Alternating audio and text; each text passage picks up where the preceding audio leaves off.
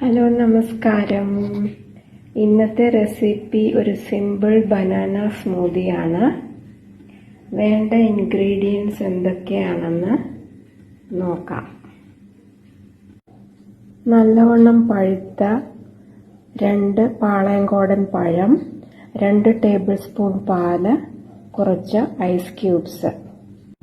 അപ്പോൾ ഇത് പ്രിപ്പയർ ചെയ്യുന്നത് എങ്ങനെയെന്ന് നോക്കാം. പഴവും ഐസ് ക്യൂബും പാലും മിക്സിയിലിട്ട് ഒന്ന് അടിച്ചെടുക്കാം. ഇതിൽ അടിച്ചെടുത്ത് കഴിഞ്ഞു. ഇനി നമുക്കിതൊരു ജാറിലോട്ട് മാറ്റാം.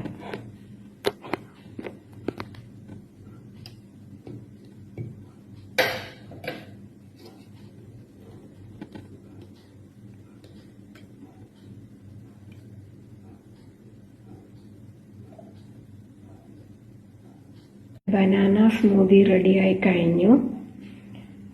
ഞാനിവിടെ പഞ്ചസാര ചേർത്തിട്ടില്ല, കാരണം പഴം നല്ല മധുരമുള്ളതായതുകൊണ്ടാണ്.